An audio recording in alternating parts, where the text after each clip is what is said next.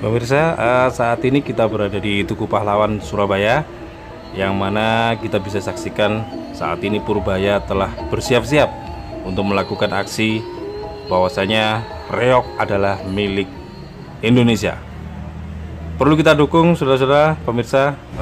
Aksi yang akan dilakukan mereka adalah memperjuangkan bagaimana reog benar-benar menjadi milik Indonesia satu-satunya di UNESCO.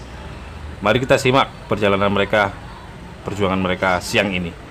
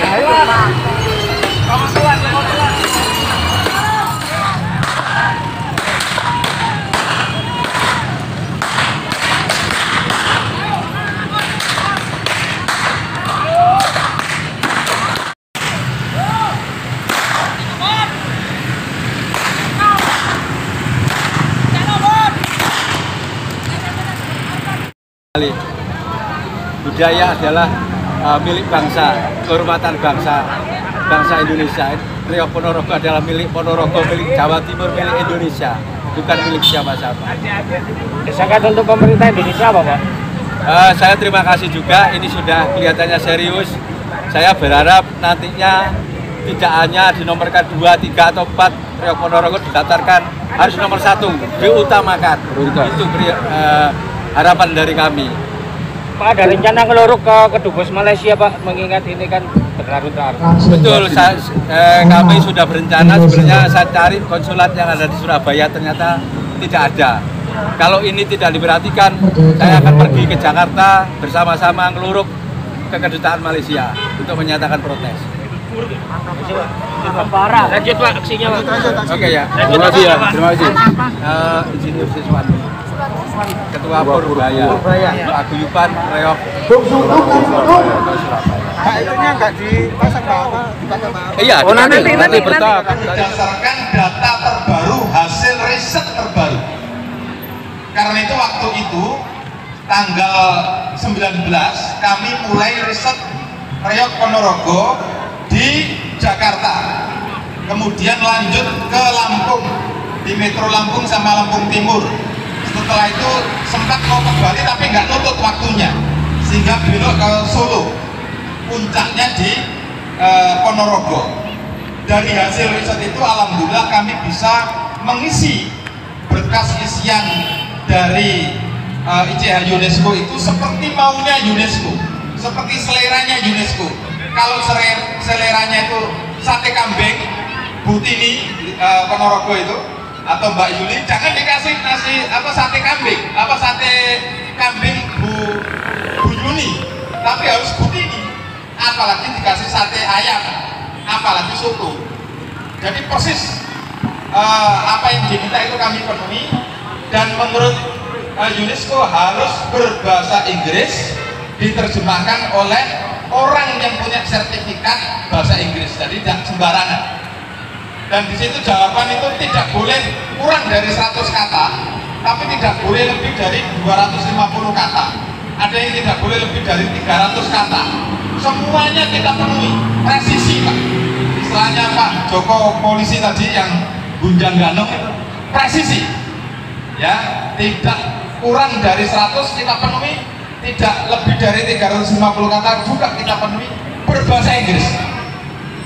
Kemudian yang kedua yang harus kita kumpulkan adalah video 10 menit tentang reog Ponorogo dari hasil riset terbaru. Makanya waktu kami riset, kami ajak tim pembuat filmnya.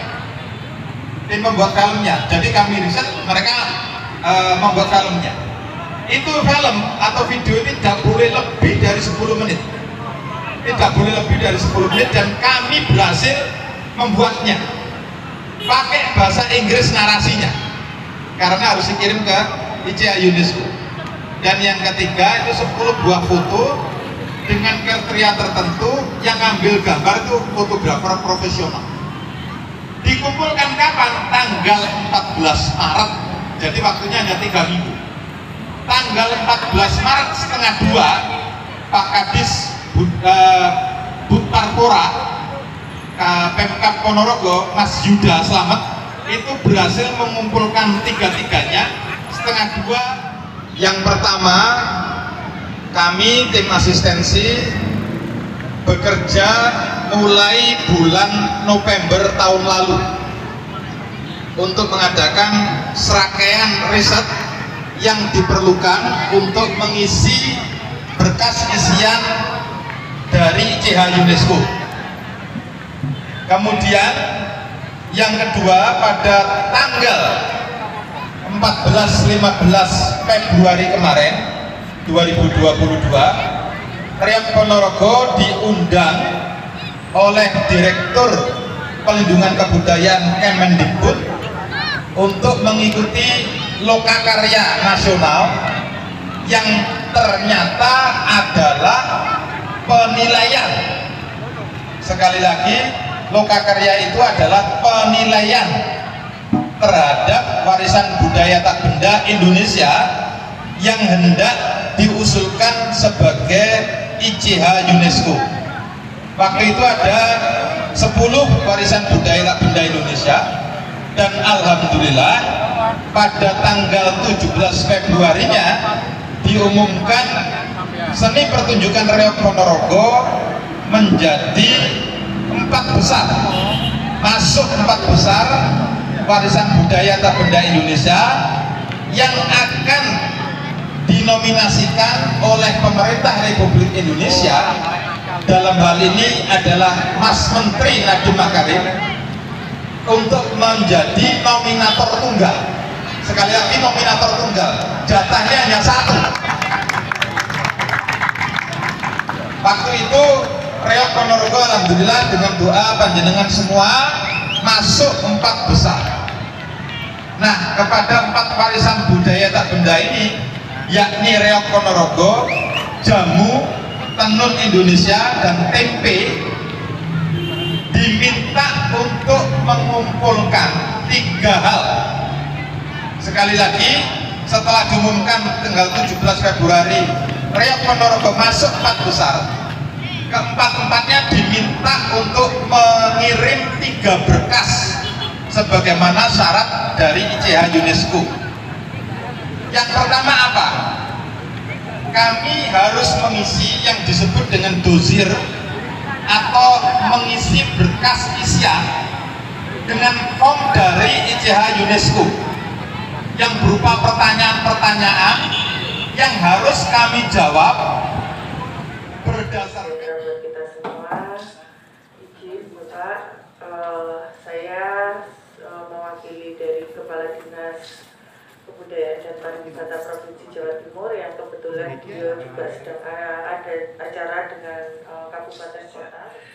Nanti bisa dijelaskan tadi untuk sebagai pengantin atau mandat daripada Ketua Pak Sinarto, nanti untuk lebih lanjut dan bisa disampaikan, dan juga ingin tahu maksud dan tujuannya rekan-rekan datang ke DPRD. Memang tepat ya, disinilah tempatnya sebagai wakil rakyat untuk menyalurkan aspirasi, dan itu salah satu. Sementara selanjutnya kami serahkan pada Budian.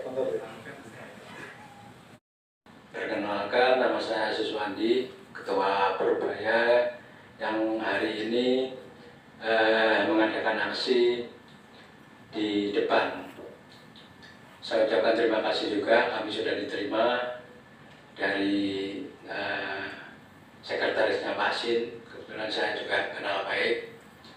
Yang kedua, perwakilan dari Dewan, saya ucapkan terima kasih Pak Hartoyo. Pak Hartoyo ini juga sangat peduli dengan Riok dari dulu. kedatangan kami ke sini sebenarnya tidak hanya meminta support dukungan dari pemerintah dalam rangka pendaftaran ke UNESCO. Jadi tidak hanya sekedar itu. Memang itu nomor satu supaya diutamakan. Tapi ada hal yang lain yang perlu saya sampaikan supaya pemerintah ini mendata semua seni budaya yang ada di Indonesia. Jadi jangan hanya kalau sudah diakui orang lain, kemudian baru kita kebakaran jenggot, gitu ya. Paling enggak semua data seni dan budaya yang ada di Indonesia didata semua, didaftarkan di Asia Foundation sebagai perwakilan PBB di Asia.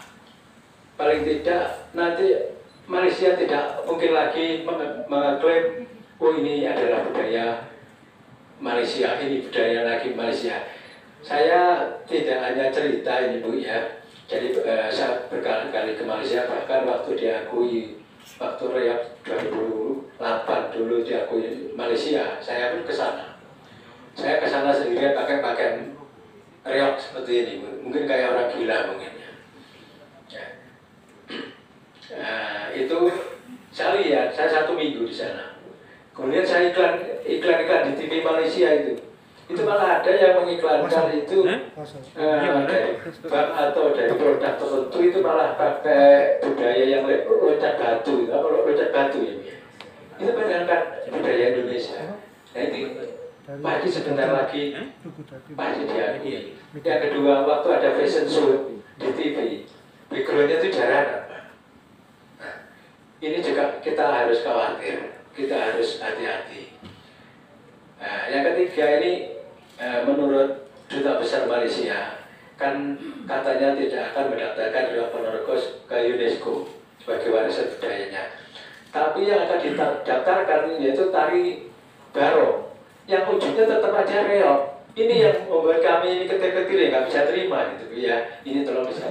Yang jelas ini saya komunikasikan dengan eksekutif dalam hal ini gubernur ya, dengan OPD yang terkait ya, tentunya Dinas Pariwisata dan Kebudayaan.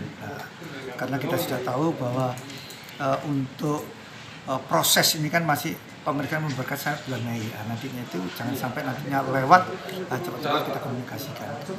Dan ada usulan jangan sampai nanti terulang kembali. Tentunya dari kabupaten kota juga menganggarkan, provinsi juga menganggarkan untuk event-event yang di luar, bahwa benar-benar memperkenalkan seni budaya, tidak hanya reok, kan banyak itu budaya-budaya yang dari Jawa Timur khususnya, Indonesia pada umumnya. Itu nanti akan kita anggarkan. Jadi sebatas DPR ini kan batal memberikan anggaran, nah ini mulai saya dorong supaya jangan sampai baru diakui baru rame gitu. Itu aja.